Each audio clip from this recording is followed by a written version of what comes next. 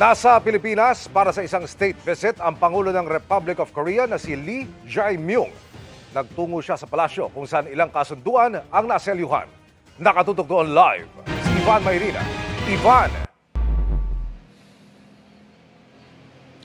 Emil, kasalukuyang naririto pa rin sa palasyo ng Malacanang si Korean President Lee Jae-myung para sa banquet na inihanda ni Pangulong Bongbong Marcos para sa kanya at sa kanyang official delegation. Ilang mahalagang kasunduan din ang naisapinal kasunod ng pagpupulong ng dalawang lider.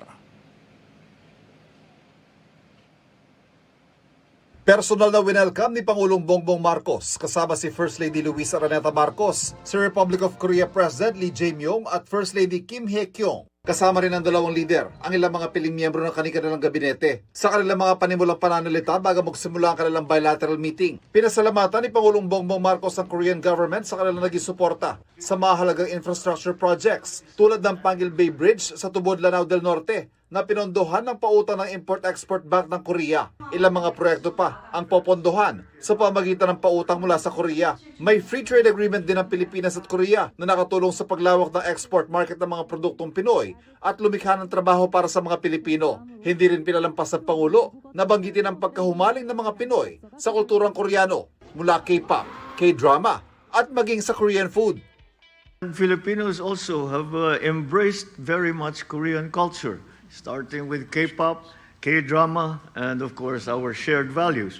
Pinasalamatan naman ng Korean President ang mahaba at malalim na ugnayan ng dalawang bansa mula sa pagsuporta ng mga Pilipino sa Korea noong Korean War hanggang sa nagpapatuloy na economic cooperation. Handa raw suportahan ng Korea ang mga advokasyang naisisulong ng Pilipinas sa pangunguna nito sa ASEAN ngayong taon at nagpahayag ng pagnanais sa patuloy na paigtingin ang ugnayang ito, lalo na sa gitna ng nagpapatuloy na kaguluhan sa mundo. 할 수 있기를 기대합니다. In addition, in today's meeting, President Marcos and I discussed not only the regional but also the international situation, including the Middle East.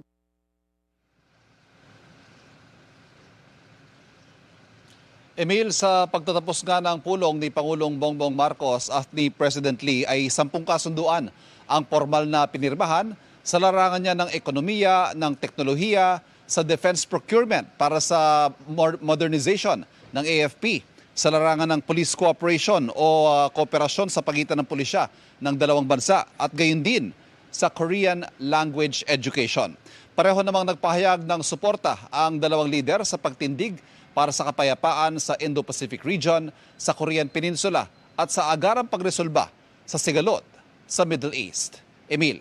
Maraming salamat, Ivan Mayrina.